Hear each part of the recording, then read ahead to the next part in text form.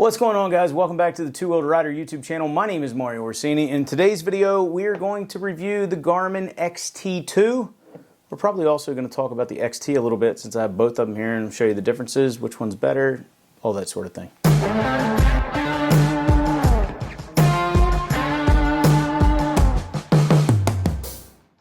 All right, so full disclosure. The Garmin XT2 was provided to me by Garmin. They're probably mad at me because they sent it to me, I don't know, 6, 7, 8 months ago. And I'm just now making the video because I wanted to fully test it. I've got thousands and thousands of miles with it now, so I feel like I can do it justice. I know other people had videos out earlier than mine. That's okay, not real worried about it. And if you think it's gonna be some sort of biased opinion because they sent it to me, stay tuned. I think you might be a little surprised. Also, if you already have the Garmin XT, I don't think you need the XT2. There are some nice upgrades that we're going to go over the XT, but $600 for an XT2. Right now, you can pick up the XT for around 400 bucks. I know new it was around 600 bucks. Unless you think you can get most of your money back out of the XT and upgrade for maybe like 100, 150 bucks to the XT2, I don't think it's worth it. Unless you're a Mac user, then you might want to stay tuned because it might actually be worth it to you.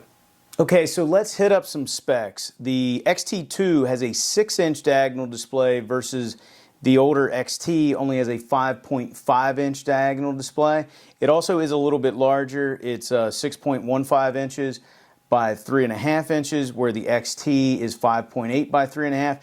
The XT is also a little bit lighter. It's 9.2 ounces versus 12.1 ounces on the XT2. Now, Garmin doesn't give that spec, but I had to measure it myself. So it is a little bit heavier. Just take that into account.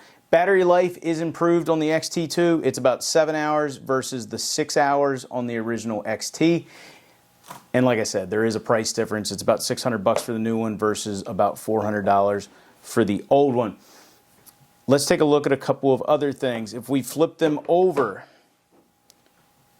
we can see we have an SD card spot on the old one. We also have one, they moved it, it's down here on the bottom.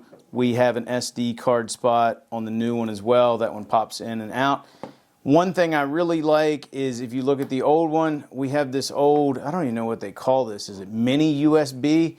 Like, this is an old style cable, even though this thing just came out a couple of years ago.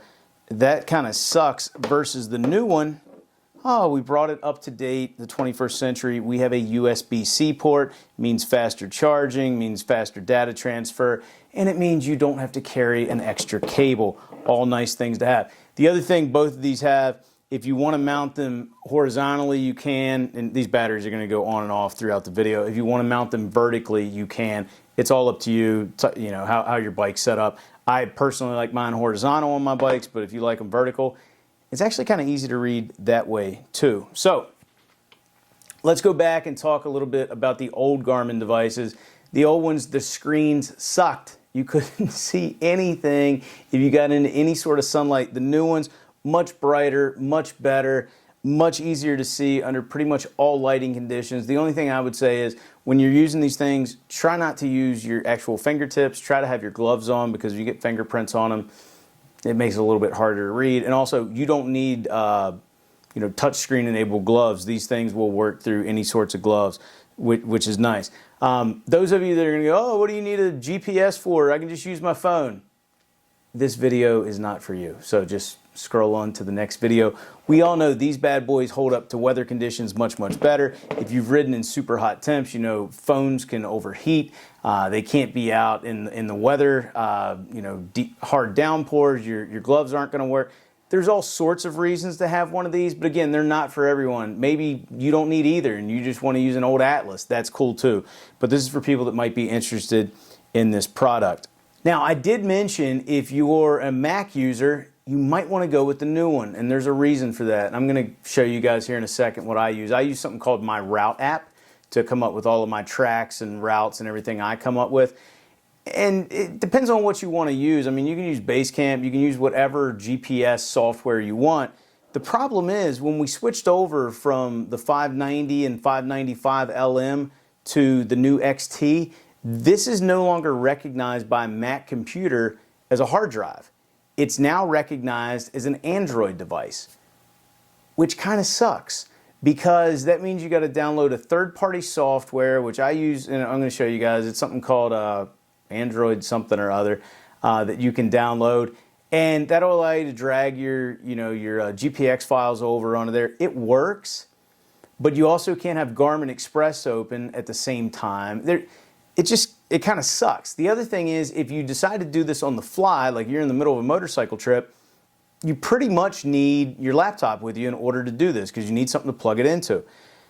There is an update, or there is something that's been updated on the XT2 which makes it better. But one more thing I want to touch on the XT is you use something called the Garmin Drive app. It's fine. It'll give you real-time traffic. It'll give you real-time weather. It works.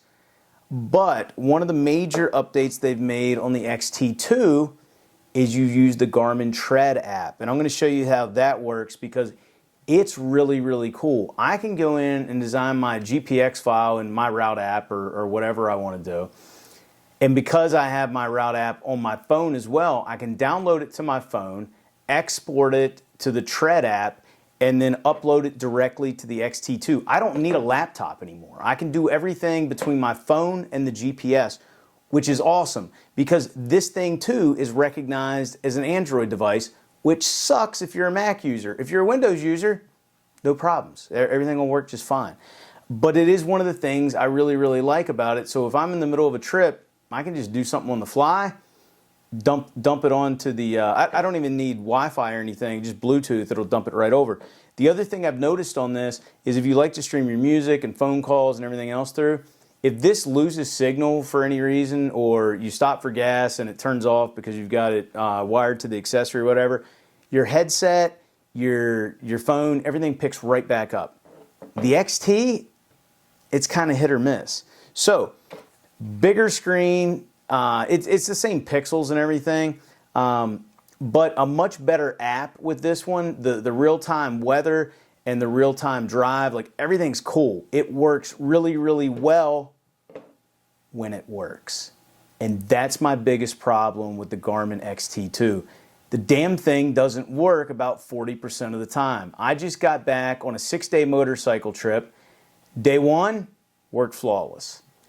Day 2, went in and out a little bit, shut down, reset, that sort of thing. Updated it with the latest, firmware update.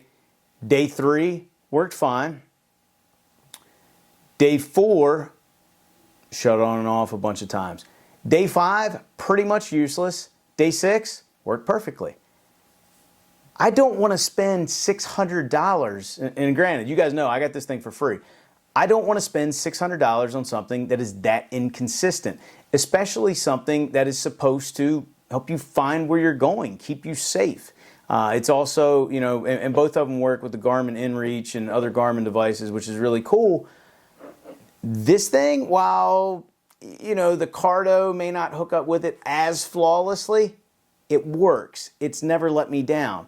This one, part of the reason I didn't do a video for so long is because I would go out on a 2-day ride and it didn't work half the time. And I thought it must be something I'm doing wrong. It's not. It's the device. I thought maybe the connection's bad. It's not. The battery's at full charge. So even if you lost connection, you still got full battery. It's just inconsistent.